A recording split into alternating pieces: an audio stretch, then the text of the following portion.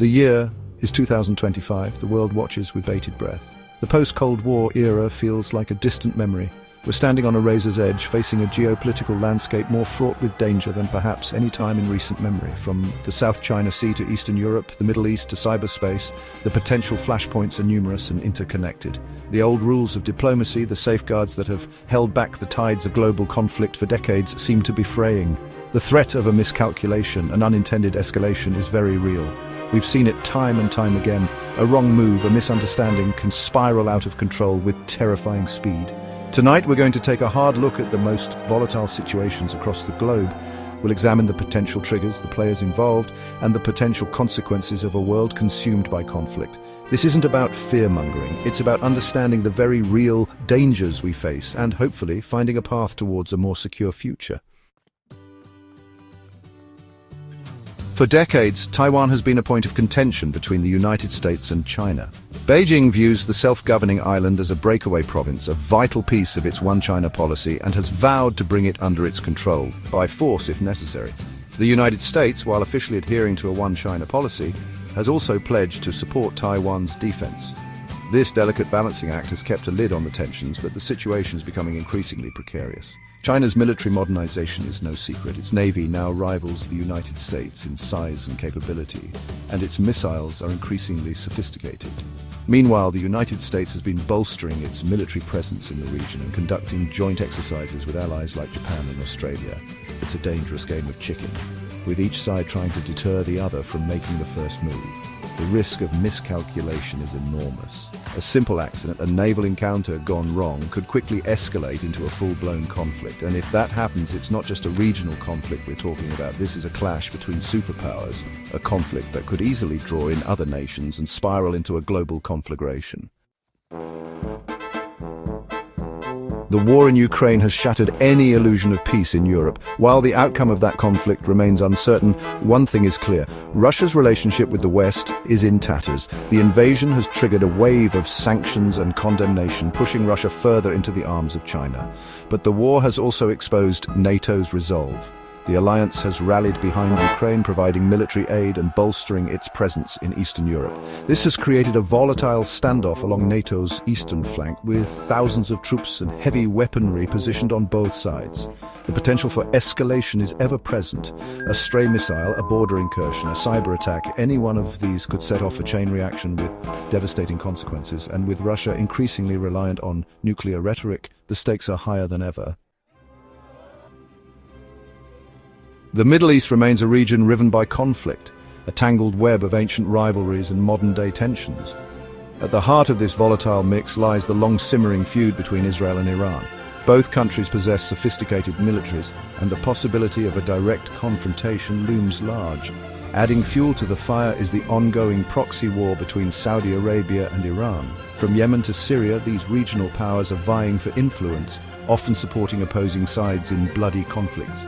The situation is further complicated by the presence of terrorist groups like ISIS, who thrive in chaos and instability.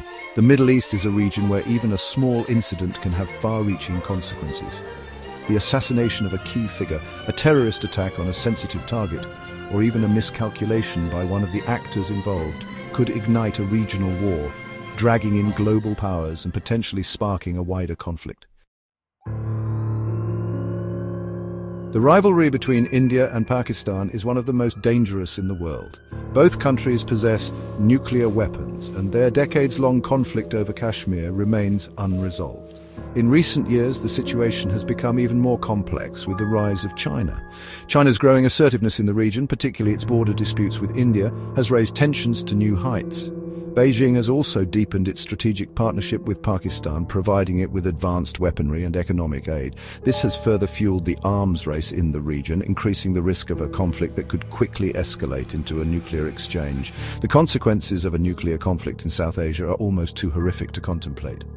Millions of lives would be lost, and the environmental fallout would be catastrophic. It's a chilling reminder of the stakes involved, and the urgent need for dialogue and de-escalation. In Chapter 5, Cyber Warfare, the Silent Battleground. The digital age has ushered in a new era of warfare, one fought not with tanks and troops, but with lines of code and computer viruses.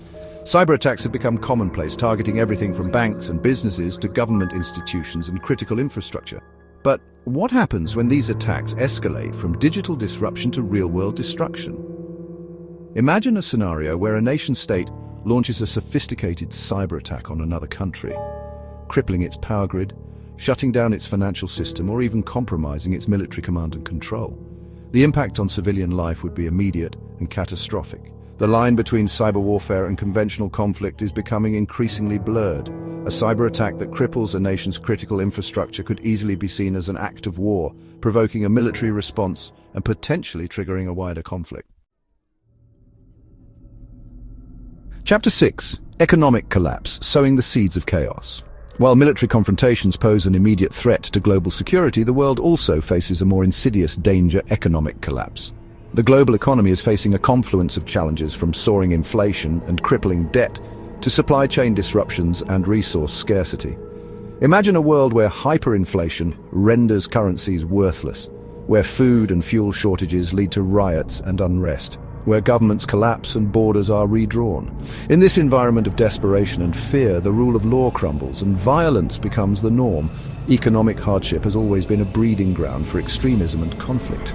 Desperate populations are more susceptible to nationalist rhetoric and scapegoating, making them more likely to support aggressive foreign policies and even war. Chapter 7. A world adrift, the erosion of global order. For decades, the international order has been underpinned by a system of rules, norms, and institutions. Organizations like the United Nations, the World Trade Organization, and the International Monetary Fund have played a vital role in promoting cooperation, resolving disputes, and preventing conflict. But today, this system is under immense strain. The rise of nationalism and populism has eroded trust in multilateralism. Countries are increasingly pursuing their own narrow interests, often at the expense of international cooperation. The institutions themselves are also facing a crisis of legitimacy, often seen as ineffective, biased, or simply irrelevant. In a world where might makes right, where international law is flouted, and where dialogue is replaced by threats, the risk of conflict increases exponentially. Without a strong and effective international order, the world becomes a much more dangerous place. Outro: Averting Armageddon, a call to action. The year 2025 presents a stark choice: continue down a path of confrontation and risk a future defined by conflict, or choose cooperation and build a more peaceful and prosperous world. The choice is ours, but the time to act is now. Preventing a global catastrophe requires strong and decisive leadership, a commitment to diplomacy and dialogue, and a willingness to address the root causes of conflict. It means investing in diplomacy, strengthening international institutions, and finding common ground on issues like climate change, pandemics, and economic inequality. This is not someone else's problem. It's a challenge that faces us all. We must demand better from our leaders, hold them accountable for their actions, and work together to create a safer and more just world for ourselves and for generations to come. The alternative is simply too terrifying to contemplate.